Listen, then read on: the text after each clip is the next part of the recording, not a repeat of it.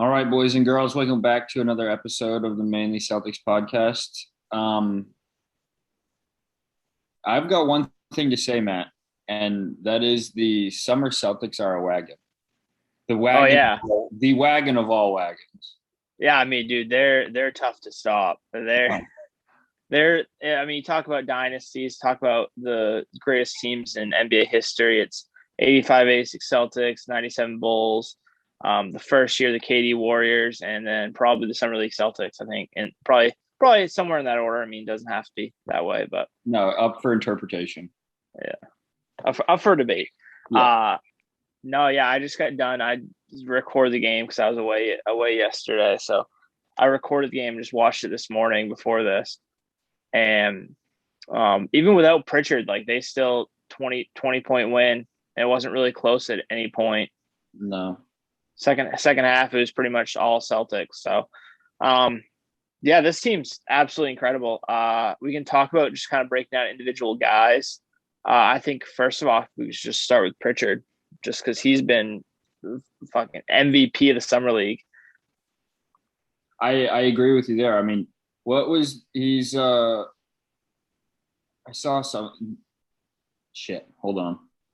Yeah, I mean he's averaging like 20, I believe 20.3 points. He's shut down now, so he's done with summer league, but 20 points per game and almost 9 assists, which is second out of all summer league players. And that was my big knock against him. Was like I was like, oh, a lot of people wanted him to start. And I was like, I don't know if he has the playmaking to be the starting point guard. I'd rather just have Marcus Smart run the show and then like have like someone like Neesmith who's a little bit bigger, more switchable, or even Schroeder. But I mean, if he's gonna pass like this during the regular season, I see no reason why he can't be in the starting lineup. Yeah. If especially with the lack of a true point guard that's on the Celtics right now. I saw a stat that he was second in the summer league in assists to Sharif Cooper by like point two, but Point I think three. yeah, point three. You sent it out actually. Yeah, Um, it was me. But he had, I believe, Sharif Cooper's averaging like 5.7 turnovers per game, whereas Payton Pritchard's averaging 1.3. right. So just extremely smart with the basketball in his hands, making all the right decisions. I would say one step better than smart with the basketball in his hands, but I would say deadly. The dude's knocking down jumpers. He's executing every pass he's trying to make, and the offense is incredibly fluid with Peyton Pritchard out there. Yeah, I mean he's effective around the fast break and the half court, dude. Like if he's hitting like this in the regular season, dude, he's gonna be a real help to the spacing because he's pulling up from like Lillard, Steph Curry range, hitting shots, and it's not like they're bouncing in, dude. He's just nothing but net. So It's that's a not like that's a big thing. I mean, that's a big thing with a lot of the acquisitions we made is like they're good playmakers, they're good defenders, but it's like okay, I worry about the spacing. Like Dennis Schroeder, Smart, Josh Richardson, all three of those guys aren't great shooters. Like they're all probably below league average shooters, and so space could be an issue. So I think Peyton Pritchard, and we'll talk about Neesmith in a little bit, are going to be essential for this team to have any success because they're going to help space the core for our two. Yeah, no doubt. Um, You cut out uh, there. oh, I did. That's yeah. I just said spacing is going to be pretty helpful having Pritchard and Neesmith to provide that spacing when you have guys like Richardson, Dunn, and Smart in the lineup. All guys that are I think career like I believe like somewhere in between 33 and 35% career 3 point shooters. So a little bit below average. So these guys are really going to be essential if we want to have any success. You're absolutely right. Again, another guy that we are high on this show and has been incredibly effective this summer is Naismith. What did he finish with last night? Like, I think he He didn't had. have a super impressive game last night. I believe he only had 13 points. Okay, I was gonna say 16. But either way, like he's still shooting the ball well. He didn't seem to take over. He doesn't have his hot streaks. Um, I didn't get to catch a little bit of the first half because I recorded a little bit late. Mhm. But I don't know. Just the other day that the way Pritchard's able to set him up was a little bit different. he was getting a lot of shots that he come into, but he was creating his own. I'm not concerned with him at all. I mean, I said that last week. Him and Pritchard are the only two guys that I'm not concerned with how their performances are whatsoever. I'm only going to be pleasantly surprised. Yeah. And just his output, I believe coming into yesterday's game, I'm sure it went down because he didn't have a great shooting night, but I'm sure he's still shooting about 40% from three and about 50% from the field. Because I believe he was at 55 and 44 coming in, and he was a little bit below both of his averages. So still, I mean, 50-40, and he's shooting like 80% from the field, 80% from the line. Like, that's a super effective player. Absolutely. For a second-year guy in the league, a guy who has yet to have a real offseason. Yeah, I mean, this was huge. Like, his biggest thing last year, and I said it, and people were getting on him, calling him a bust, and I was like, just let this guy have an offseason. Let this guy get some confidence. Like, he can shoot. There's no way. Like, he's not going to be I believe he was a 34% three-point shooter in the first half last year. I was like, that's not him. That's just untrue. Mm-hmm. And he showed it second half. Second half, he shot 38% on a lot larger volume. So I think he finished with 37% overall from three. Yeah. I was the guy in that boat saying, ship this guy off to the fucking moon at the All-Star break last year. And you're going to make me eat those words now.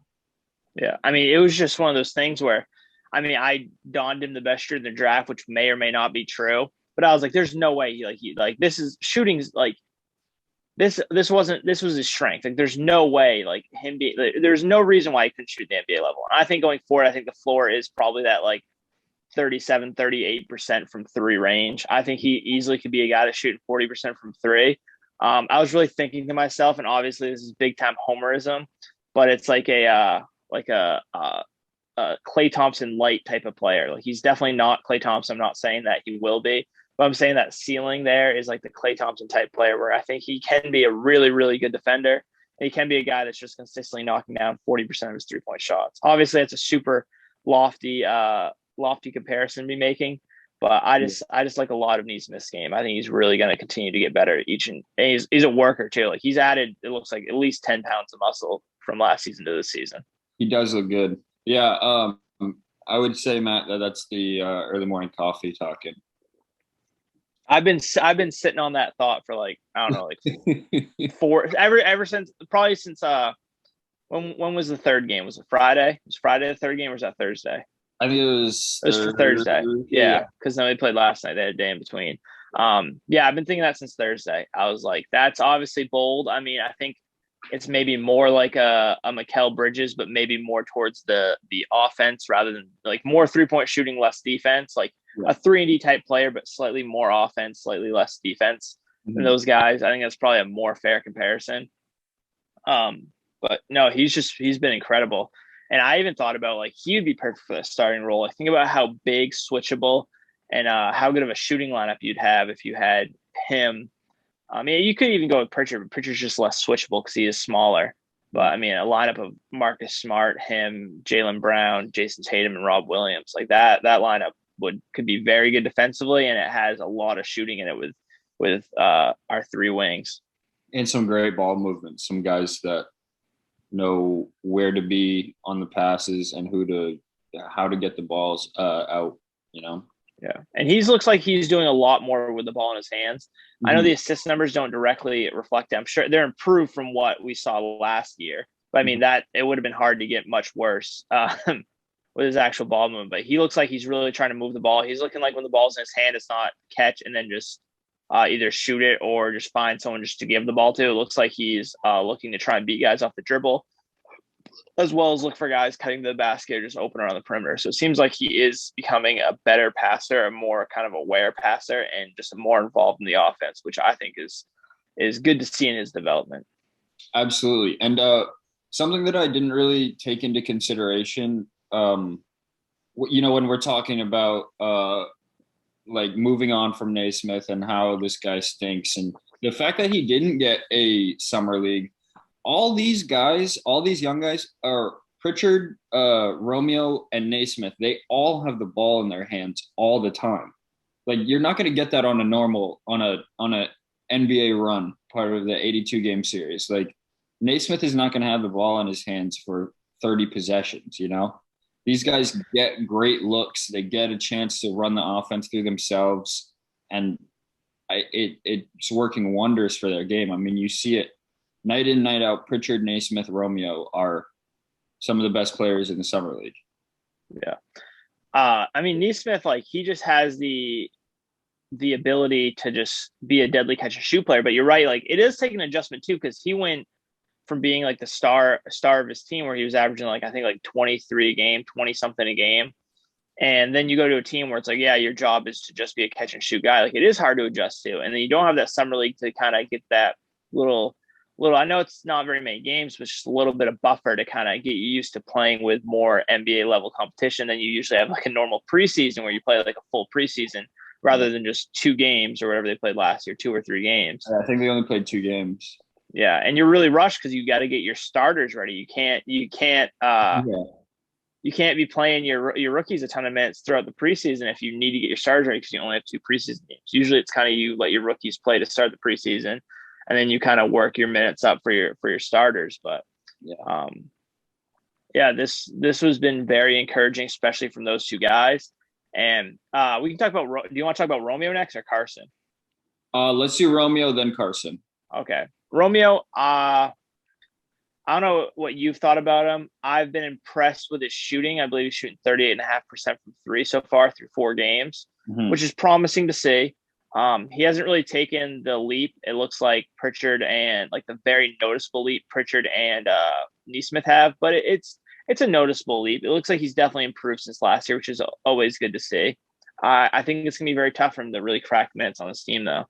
I 100% agree with you. Like, and I have been up and down on Romeo over the past 2 years, but this summer I was willing to give him his shot, and it just looks like that there's so much talent on this Celtics team that it's going to be hard, like you said, for him to get many minutes. I mean, he's playing like well. He had 16 points last night. He had 13 as well, I believe. 13, yeah, 13. He had So like, I believe he's 2 for 5 from 3 too.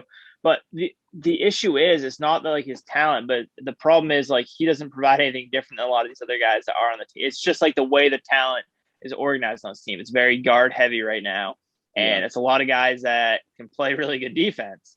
And he doesn't have that standout skill like Naismith. Like, Naismith is probably the best shooter out of our guards, him or Pritchard. So that's going to let them stand out and become those rotation players. But like, I mean, I think about Romeo, and we're talking about comparisons like I just made with Naismith. Like, he's very Josh Richardson-like. I don't think the passing's there, but he's shown flashes of it. But he's like kind of a younger Josh Richardson at this point. And if you just have the older, more veteran Josh Richardson, why don't you just play him over Romeo? Especially if you're like trying to compete and trying to win. So he doesn't really separate himself enough. But I'd hope they honestly move on from Richardson, because they do need a powerful.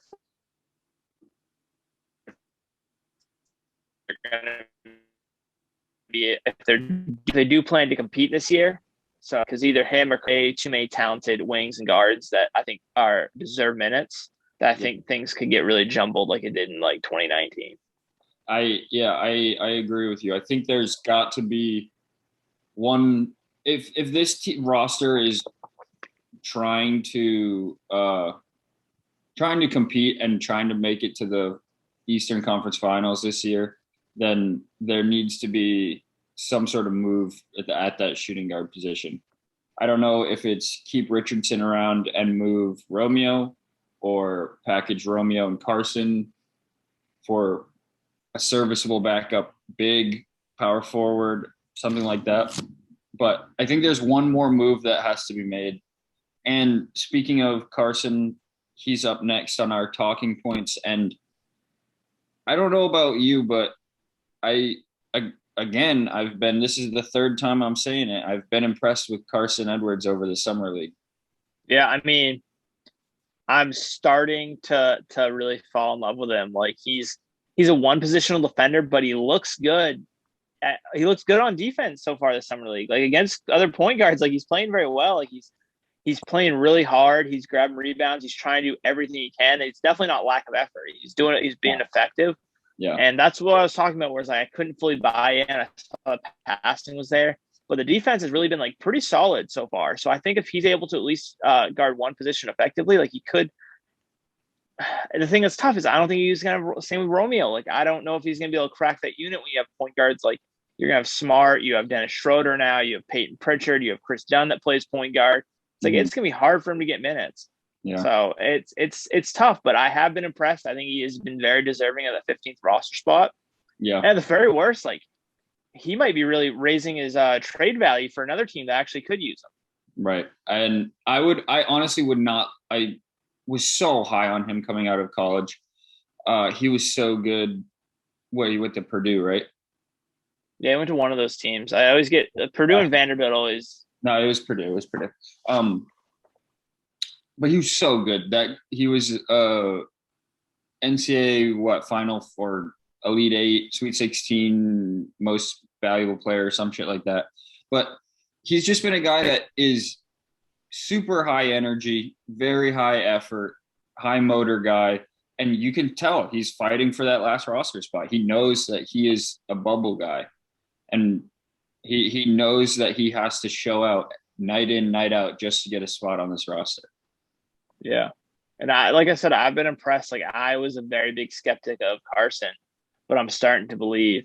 I think just real quick, I mean, we can talk about Grant choosing not to. I don't know if I like finally heard someone say, Jay King, I believe, said that he did have the option. He chose not to, which I don't know why. Like, obviously you're not there to impress the fans, but I think from a fan perspective, you would rather see Grant playing. Because honestly, like I'm liking a lot of what Bruno Fernando is providing. It's like I don't know. Like last I've seen of Grant really doesn't impress me as much as what I've seen at Bruno Fernando. And obviously, summer league seems like bigs can really dominate, and he's been just very effective, helping protect the rim and doing a little bit of rim running and grabbing some boards and just playing big and physical. But I'd like to see Grant do that. Like I don't know. I want to see him mesh with our team a little bit, and I'm just not fully bought in. And Grant's really right now as it stands is he's our backup power forward and he's going to play big minutes. I really would like to see him in summer league, seeing if he's made any strides over the season. But obviously he must think that he's put in enough work that he doesn't need to be on the summer league team, which is I think unfortunate. But yeah, it could spell an issue for his roster spot moving forward. Like I didn't know anything about that. This is the first I'm hearing of that. What did you say, Jay King? Yeah, from The Athletic. Right. Yeah, I did not know that, and I was wondering why I hadn't seen any of Grant this summer, and I guess that's why he chose not to. Well, he was sitting on the bench, I know, one game. Also, I believe Taco was at one or two of these games, which seems odd that he's there and he's not signed to a team. Uh-huh. You would think he'd at least, if he's not going to come back with the Celtics on a two-way deal, he'd at least try and find somewhere else. Right. Like, I think some team would just take a flyer on him because, like, I know he's obviously kind of like he's like a meme at this point, but like he's a guy like you can use him like a Boban. If he's got the right matchup, you can put him in for a little bit, provide some just a big body in the middle and grab some rebounds and a little bit of offense. Like he can be pretty effective for short spurts. So I'm kind of surprised I'm not seeing him on a summer league team. I am too. So he's not going to come back with the Celtics. I mean, it's not out of the possibility because they still do have that two-way spot available. We'll see if they give it to Yam, who got injured, but it's just day to day, so nothing too serious. But there's a possibility that they sign Yam to that two-way deal, I believe. Okay. If it's and also, I mean, they could sign Taco back. They could just sign another free agent that impressed them in the summer league. But as of right now, I don't think he's rostered. But Tremont just got signed to the Rockets summer league team, so he's not on like their official roster, but he's on their summer league team. Which I thought it was odd that he wasn't on a team either. But he was just announced yesterday. Got it. Yeah, because we had announced that he was working out. Excuse me. He was working out privately, trying to crack the rotation of a different league, a different team. Yeah, he basically expressed his disinterest, which is like, sure, dude, you can. Yeah, whatever you want to do. Yeah. So, so we definitely won't be seeing him return to Maine this year, but it's whatever. What else? Sam Hauser got signed. Sam Hauser. the two-way deal. Yeah, it was made official the other day same with the NS signings and the Schroeder signings. But yeah, I mean that guy can shoot the lights out. Yeah, not a bad thing to have. No, and he's looked okay defensively. Not great. He went to Virginia, so you got to be. Yeah, I think we talked about last time. He's gonna be competent, but he isn't definitely the quickest guy in the world. Maybe he does try and I know he's already pretty old for a rookie, but maybe he does try and bulk up a little bit, become just more of a power forward type player, like a stretch four. Yeah. But I think he can provide value from this team. Obviously, he's not going to be clamping anyone up defensively, especially at the NBA level. He hasn't got picked on so far in summer league, it looks like. But I mean, he can shoot. It's always good to have a guy that can just space the court. You can trust the guy to hit open threes. I mean, if it's him or if it's him opposed to what we had last year with Grant Semi trying to hit threes, I'd much rather have Sam Hauser out there. So exactly, same here. So he'll be interesting to watch in his stints in Boston if he is able to make some. So if he's able to get some run. Yeah, that'll be fun. But yeah, he had the game high the other day. He also had 7 assists, so he's a high IQ player. I've been pretty impressed with him as well. I was a little kind of didn't really care, but we had 21 points and 7 assists the other day. Yeah, I thought it was 23, but it doesn't matter. Yeah, I hit the game high either way, but that's right. He's solid. I'm excited. I'm definitely gonna try and get down and watch some games and watch him play. Yeah, that'll be really fun to watch. So the Celtics are 4-0 in the summer league. Only team to do that. I think they have I think they're playing for the summer league title game because it's just you play 4 games and the 2 teams the best record to play. Right. It's on Tuesday, right? This upcoming. Yes. I guess they must play a game today, so maybe they've already clinched the one of the top 2 seeds. It must be because they play again tonight. Because I saw that somewhere. Unless I'm going crazy. I'm looking. I don't know. You can't look up the summer league schedule. Okay. Either way, though, no, they've been extremely impressive, and they did it last night. They won by 20 against the Sixers team without Pritchard. I believe Maxey was out. I think it was injury or I think he had personal reason, nothing serious. I think he just had something he already said he had to miss. No, I think he was gonna have to miss Yeah. So I mean, we're both without our best summer league players, and we still won by 20. So that was pretty impressive. Carson was able to take a step up. I'm glad Romeo was able to get more run and maybe a little more freedom. I'm hoping to see him with the ball in his hands a little more, trying to create from others in this last game. Maybe hit a couple more open threes. Bagarin, or however you want to say his name, I've liked him a lot. I just think he's basically a power forward, though. I'm just convinced he's the Miles Bridges type power forward. Okay. Where he's just last game. He's legitimately good. They played him. I talked about him and Neesmith are the biggest guys on the court in their first game, and he legit can play a little bit of small ball center. He's I don't know if he could do it at the NBA level, but I'm talking about summer league level. He's playing some small ball center at times. Yeah. But he's extremely long. He's extremely athletic. He's a strong dude. I just think his position going forward is actually just a power forward. Obviously, we won't see him this year, so maybe he puts on even more muscle and he's just playing some 4 and some small ball 5 for the Celtics in a few years. But I've liked him a lot. He's good. He likes to defense. So I like him a lot. He's very fun to watch. It's a very fun team. They love to run. They love to play defense. So that's always fun to watch. It is, and it's always fun to watch the Celtics beat the Sixers. Yeah, always. Hopefully we see a couple more times this year than we did last year. Yeah, I'd love to. Do you have any more summer league props? No, not really. I'll be excited to watch the last couple of games. I'm excited to watch the preseason and watch these guys develop. I hope these guys are able to translate what they're doing in the summer league into the regular season. Yeah, I think the preseason is going to be a big test for that. We're going to see rotations. We're going to see guys in position in lineups that we probably haven't thought of before. It's going to be nice. Yeah, it'll be interesting. It'll be interesting to see the starting lineup. That's what I'm really looking forward to, is like who they have starting just the preseason games. And one of the people they might have starting is our new point guard, Dennis Schroeder. Absolutely. Personally, I couldn't be happier with the guy signing a $5.9 million deal. Yeah, it was our mid-level exception. Yeah. So that's a steal. The guy was offered a $21 million per year contract. Yeah, it was like 84, 4 years for 84. Yeah. And I think he turned down because he wanted at least $100 million. He wanted 4 for $100.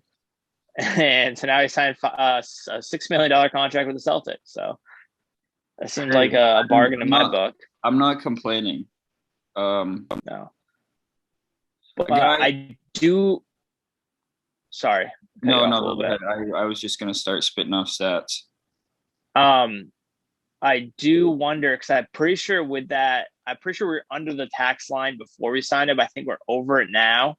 And if they do really want to stay on their tax, which seemed like they really wanted to, maybe they do move a couple guys, which would make sense. Because like I said earlier, we're very guard heavy. Maybe they try and trade off. I know Richardson's got a fairly big size deal, $11 million. Maybe they try and trade him for a guy that can just be a serviceable power forward for like $5 million and get right under that tax line. So we just don't have to pay that repeater tax next year when we hopefully sign Brad Beal. Right. But I like the addition. We'll make it work. Talent seems to overcome fit a lot of the times. I agree with you. The thing that moved us here wasn't the best fit, but we got talent available for sure. Definitely. Okay. So what is the best, what stands out the most to you about Dennis Schroeder? What do you like most about his game? I like that he's able to create his own shot, because we've seen the playoffs how important that was last year. He's not a shooter, but he can shoot from the mid-range. He can shoot from 3 if he has to. It's not super consistent, but he's a guy that can get his own bucket. He doesn't have to be set up from someone else. We saw last year, that was the big difference between the Bucks and Suns series. The Bucks had Middleton, Giannis, and Drew Holiday, whereas the Suns really only had Chris Paul and Devin Booker, and occasionally Campaign. But just that difference of having that third shot creator was huge for them, and I think that could really help us in the playoffs. I think so too, because right now as of last year, the only 2 guys that could go and get their own shot were Jason and Jalen.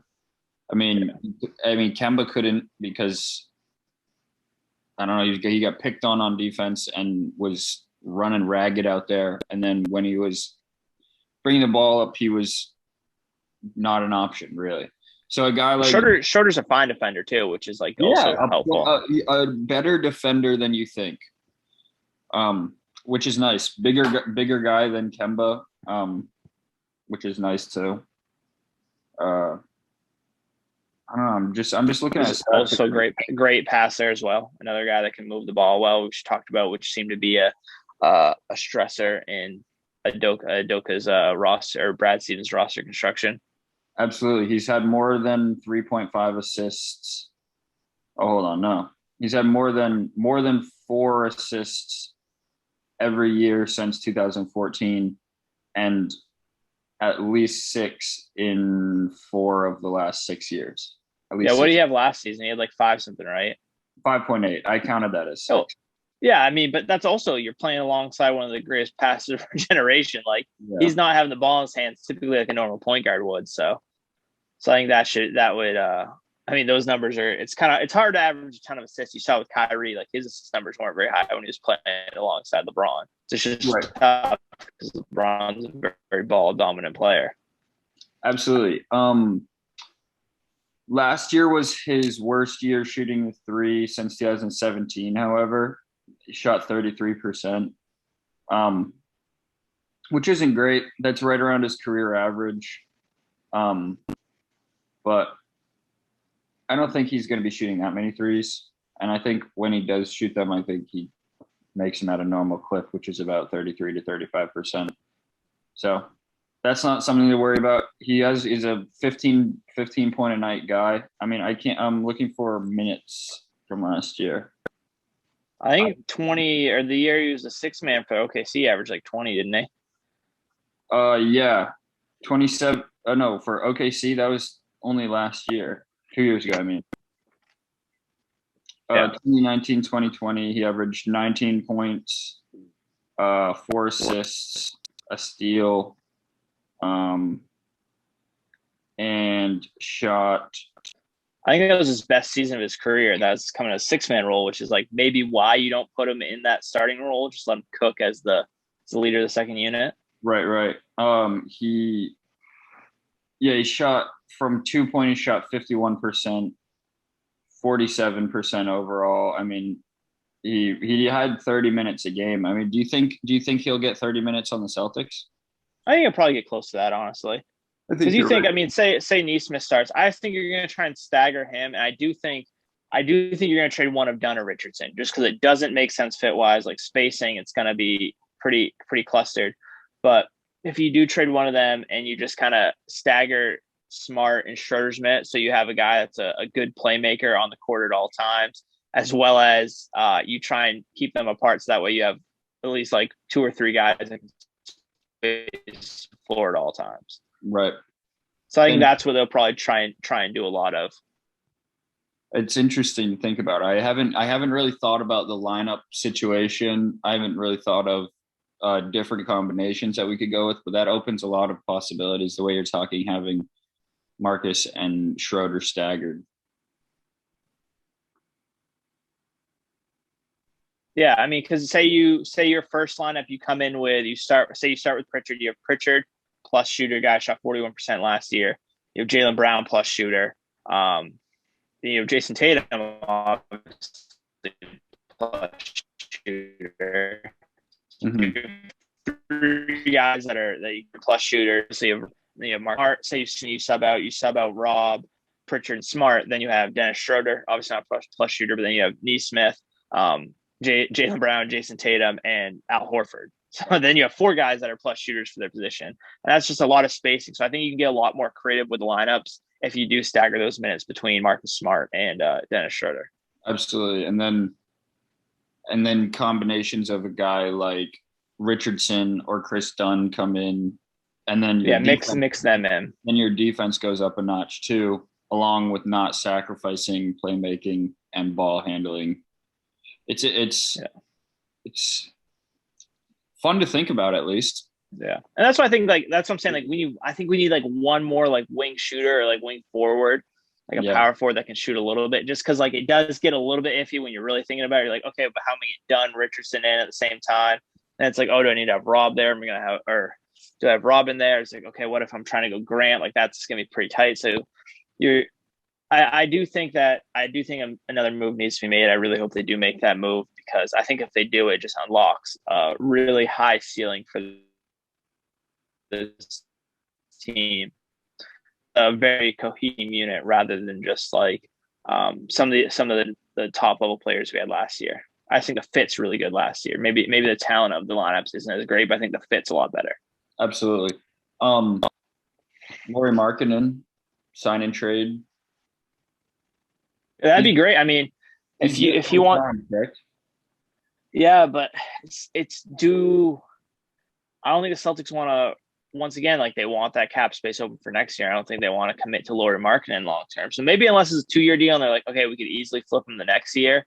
Yeah. And they sign him for like, I don't know, like 10 mil, and they send like Josh Richardson and like Bruno Fernando back or something. Right. So it just gives us a little bit of money back. But I don't know.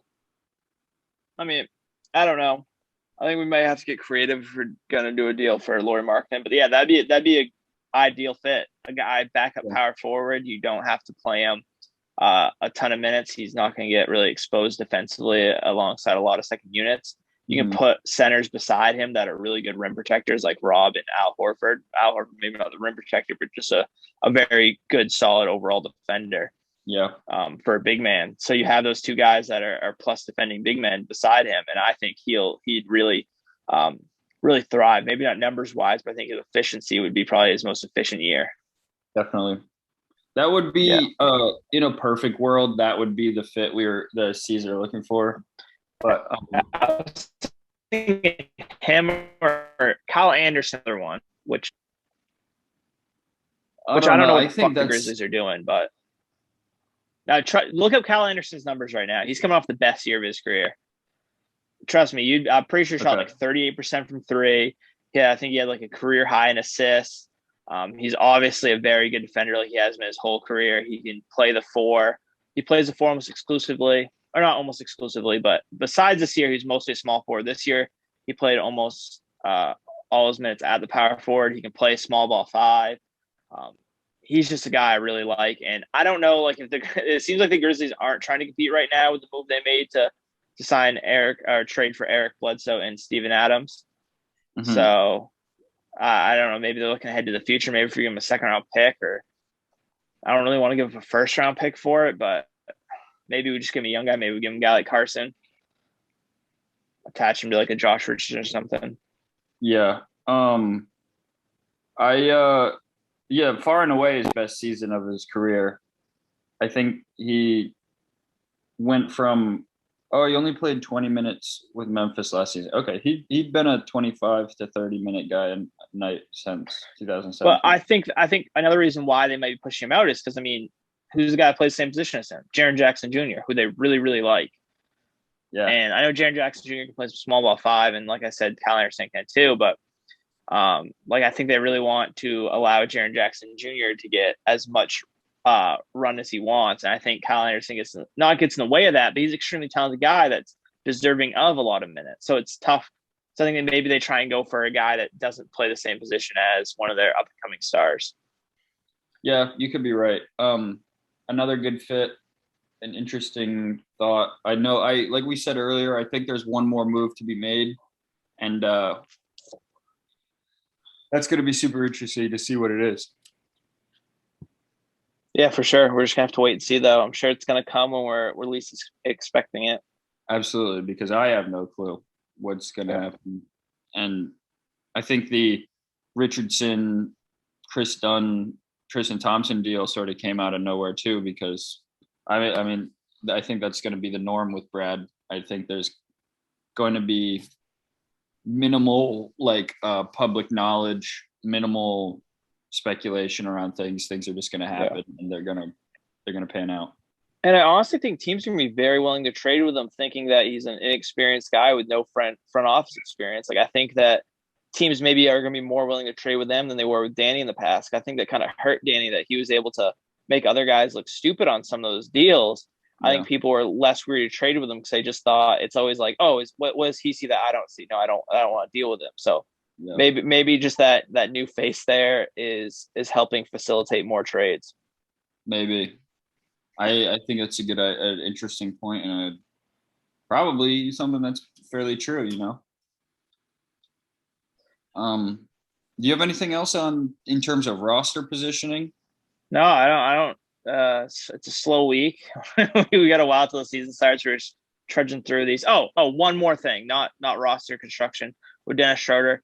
I swear to God, if I see another Photoshop with him wearing number 17, dude, I'm gonna go there and rip up the contract myself. Like, that's just disrespectful to the legend Tommy Heinsohn. Like, come on, like you got to know that. I mean, obviously, I know there's a ton of numbers retired for the Celtics, but you couldn't like throw a 47 on there or something like that. Just a number that kind of looks like 17. You couldn't Photoshop it like that. So that's just, I don't want to see that. You tell him, Matt. Do you have any more thoughts about anything else that you wanted to get off your chest? I'm trying to hot takes. I don't. I mean, what are we gonna do with Jabari now? You think it's Carson? You think it's Carson that gets the last spot? I think Carson's spot's already guaranteed, isn't it? No. So he's a first round pick, wasn't he? No. Oh, he wasn't. He was a second round pick. Okay, I thought he was like one of the last picks of the first round. No, he was one of the first picks of the second round. So he's on a non-guaranteed deal this year. I mean, I say It sucks because I obviously like the upside of Carson, but at the same time, it's like, okay, we're really just gonna not have another power forward to back up Grant Williams. Just let him be the backup power forward, and that's it. Right. So I don't know. If we keep Carson, the move that needs to be made is definitely definitely trade for a power forward because we cannot just be like, yeah, it's fine if Grant's a power forward. If Tatum gets injured, because there's no one else that can really play that position. I mean, Al Horford can. Like I said, it's probably not ideal. I mean, it's not ideal for Grant. Like, I think Grant's a center. I just think he's a very short center. He's not a power forward that can play small five. He's just a center. Yeah. I think that's where he's his best. He's his best when he is playing that five because he's physical, but he's not very quick. He isn't a good shooter if you consider him a power forward, but he is an okay shooter if you consider him a center. So I think his value goes up a lot more. He's like too physical with some of the wings, and he just fouls a lot with a lot of those guys, but they kind of swallow the whistle a little more of those bigger guys. Mm-hmm. So I think his best role is to play that like backup or third string center position. So I really don't want to see him at power forward. So in my eyes, we really don't have a true backup power forward at this point. No, and I think my heart says Carson, but my head says Jabari, just because, first of all, positional need, and second, Jabari Parker is not that far removed from being the number 2 overall pick. Yes, he is 2 ACL injuries removed from that, but I still think that there is something untapped in him, and I think we've seen Carson play, like we've seen what he'll do on an NBA floor. I think Jabari has far much more upside. I don't know if I'd say upside. I mean, he's pretty much, I think he's at his peak just with how much his athleticism is gone. But if he can add a 3-point shot, I do think that would make him a very, like, if he's just consistently hitting like 36-37% of his threes from like the corner or something, that would definitely make him a lot more interesting because he's already obviously a very good just scorer around the rim, like within 15 feet. Yeah. So if he could extend that out a little bit more consistently, that would be promising to see. But I don't know. I think that they might hold on to Carson just because I think his trade value would be much higher, especially with the way he's played like the summer league. And if he just continues to take that play into the preseason, maybe a team sells himself on him being like their backup point guard, a guy that can be a little spark plug off the bench. And I've said that year after year, whenever he has a good game, that maybe he could trick a team. But maybe he is just that guy. Maybe he just needs more opportunity, and maybe he go to a team that's in a rebuilding phase that he can get those minutes on and be competitive and really provide what he's best at. It's going to be interesting for sure. Do you have anything else, Matt? No, that's it. Your song this week. What you picking?